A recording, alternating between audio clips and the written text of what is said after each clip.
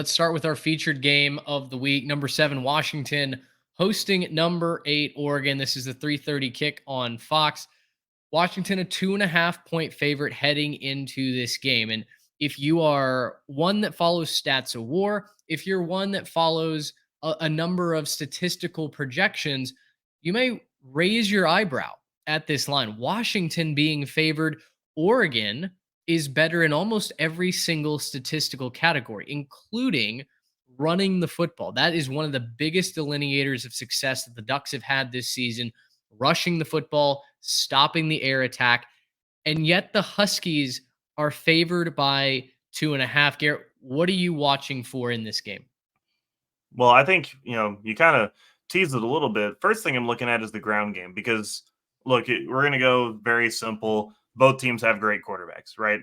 Michael Penix Jr., Bo Nix, fantastic quarterbacks. Both of them are going to play in the NFL next year. Congratulations, right? Both these teams have talent across the board. Obviously, the Washington wide receivers you've been extremely high on. I'm not necessarily not high on them, but I think little bit of respect needing to go towards Oregon as well. Guys like Troy Franklin, Tez Johnson, like legitimately awesome playmakers. And I think that it's, going to be interesting to watch this game on the ground because that's where you're going to have to make your bread and butter. There's going to be lots of great coverage. There's talent across the field. But at the end of the day, you win games in the trenches. You're going to have to win games on the line of scrimmage. You're going to have to be able to assert your will. And some of these guys are just going to have to make plays. And I think, in my opinion, right now, I think Bucky Irving's probably best back in this game for Oregon. I think he's going to do a great job. Does a really good job out the backfield as well. Has over 100 yards receiving, 7.6 average on the season. Maybe tipping my hand a little bit here, but I'm really high on Oregon in this game. The stats. I know that you've been high on Washington. I know we've been a pro Washington podcast, but the stats I think really line up well for Oregon on this one. I know you play games on the field, but you can't ignore the stuff that you are seeing on paper. This is a really, really complete Oregon team that's going to be going up against a massively explosive offense in Washington. But I think Oregon's ability to control the ball, control the clock a little bit with that run game, and a strong offensive line should lend a little bit in their favor as they go into this game. Yeah, I hear you. I'm thrilled to see two units that we've been hyping up since the offseason. It's the Washington pass rush against the Oregon offensive line. When Oregon struggled before Dan Lanning and even in that first game against Georgia a season ago, that offensive line couldn't find their tail, right? I mean, they were running around, they were giving up sacks, giving up pressure. This is a unit that has improved quite substantially. Now, for Washington, their pass rush has been something that has also flown under the radar. It's a very, very solid unit. Oregon certainly has the edge as far as stopping the run, defensive line versus defensive line. Washington has not really been able to have any success stopping the run. But in the secondary, that's where they've made their mark. They've held teams from throwing the football around, and then they're just bludgeoning them through the air, right?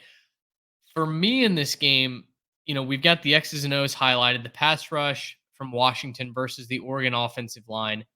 How does Washington disrupt Bo Nix? Because Nix and Oregon have the second best scoring offense. Washington and Penix have the third best scoring offense. So both of these teams absolutely as elite as it comes.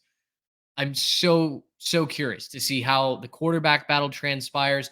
And then the other area that I'm looking at, Liam Blutman, who runs No Context College Football, tweeted us in response to this episode, asking who we expect to have a breakout performance, a performance that we're really confident in. To me, big time players step up in big time games and make big time plays. I think Roma Dunze, who is my Bolitnikov pick before the season, got a lot of hate from that in the offseason. I think he has a statement game. I think this is a statement game for the Washington Huskies. They find a way to win at home against the best opponent on their schedule. And I think Washington minus the 2.5 is the play this week. Roma Dunze goes for over 100 yards. He has 2 touchdowns in this one. I like the Huskies. I know statistically, a lot of folks are going to back Oregon here. The line is -2.5 for a reason. There's a reason I think that Vegas has Washington as the favorite. I'm going to trust in it. I've been pro Washington all season long. I'm going to ride with the Huskies in the biggest game. Yeah, I'm taking Oregon plus the 2.5, and I am going to actually take them to win this one. I said a couple weeks ago after watching them play that I think they're one of the best teams in the country, and I'm going to go ahead and stick with that. It's going to be yet to be seen if that's actually true or not, right? Both of these teams, I think, are playing the best team on their schedule this week. And I don't think that that can really be debated too much. I think the thing that I'm leaning on is, and again, it still feels so bizarre to say this, but Bo Nix is as dependable as they come in the game right now. 80% completions. He's got 15 touchdowns to 1 interception all year, and then their ability to run the ball on the ground, maybe take the air out of the venue a little bit. One of the big things you want to do when you go on the road is run the ball, right? Take the other team out of it, take the other crowd out of it. It's not going to be an easy task because I know those Washington fans are going to be crazy, but if you can run the ball effectively, maybe lead some long drives, cap them off with some scoring.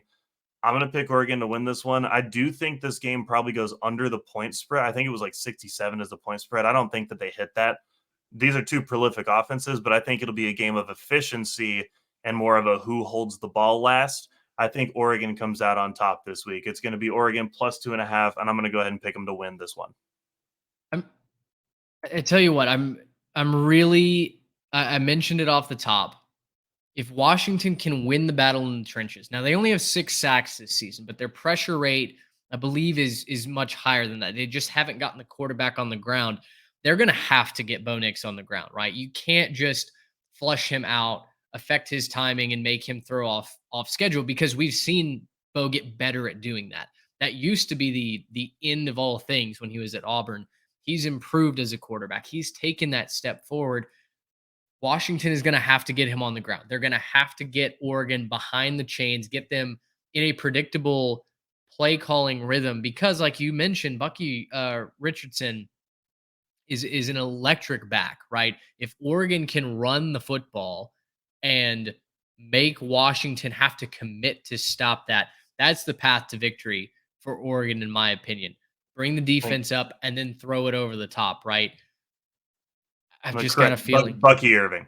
Bucky Irving, not Bucky Bucky Irving, yeah, Richardson. My apologies. I've just got a feeling.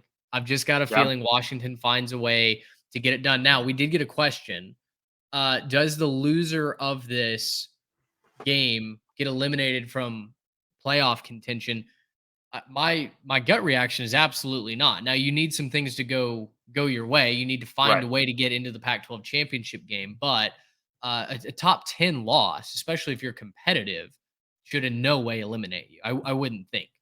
It really shouldn't, but I'm going to go ahead and say it does just because there's so much disrespect for the football that happens out there on the West Coast. And, maybe for good reason because of some previous years, right? There's some previous years where maybe, the Pac 12 hasn't always put the best product on the field. But in the last couple of years, they put some really, really, really good teams out. And I don't think that either of these teams should be discounted. Now, are they going to get the leeway if, let's say, Alabama runs the rest of the table and is like the feel good comeback story? I don't even know how you could say that about Alabama, but, if it's, an undefeated Georgia plus or a one loss Georgia and then a one loss SEC champ Bama or something like that, could that be a possibility? Yeah, I guess you could see something like that being the case. Is it more than likely that it's going to be Ohio State and Michigan or like Michigan and Penn State or someone like that ending up in the playoff? Yeah, probably.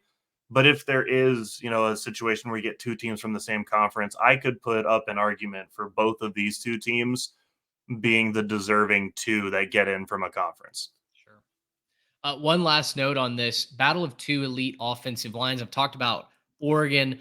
They've only allowed 3 sacks this season. Washington's offensive line has done the exact same. They've only allowed 3 sacks of Michael Penix Jr. as well. Also, a point in favor of Washington. They're an elite unit at defending the pass, batting passes down, giving up yards. They're actually one of the middle ranked passing Mhm. defenses, right? Um, but when it comes to allowing those teams to score to hurt them through the air, one of the best teams in the country. And Bobby Wilson, one of our friends from the TNT College Football Podcast, mentioned that in his question to us, basically just asking like what we thought of the Washington defense this week. They've played better than I think people give them credit for it. They've flown very, very under the radar, and yet they're at home and they're Yep. favored. And I'm going to lean into that, and we'll go with Definitely Washington a minus slept the on 2.5. defense. I don't Yeah, think quite as good as Oregon's. Oregon does have the fifth ranked scoring defense. They give up yeah, a whole touchdown less than Washington does in this one. So, not saying that Washington has a poor defense, but Washington's only given up like 18 points a game right now. But yeah. Oregon definitely, I think, the more special unit on the field. It should be a lot of fun. It's going to be two really, really good teams going against each other. If Oregon wins this game, or whoever wins this game, should they immediately be a top 4 team based on this win? 100%. Top four, maybe top three, just depending. Because with Texas falling out at that point, because they had the big win over Alabama, now it's Oklahoma who's kind of taken over that front spot in the Big 12. I don't know who else you're supposed to say is, I think, a top three. It should be, Michigan, then Georgia, or Georgia, then Michigan. That's, maybe debatable at the top. And then number three has to be the winner of this game. I think Florida State's looked really, really good, but they've also had a few moments where they've slipped up. I'd probably slot them at number 4 right now, and I'd put the winner of this game at number 3. There you go. Again, that's Fox, the 3:30 window. Gracious him. How about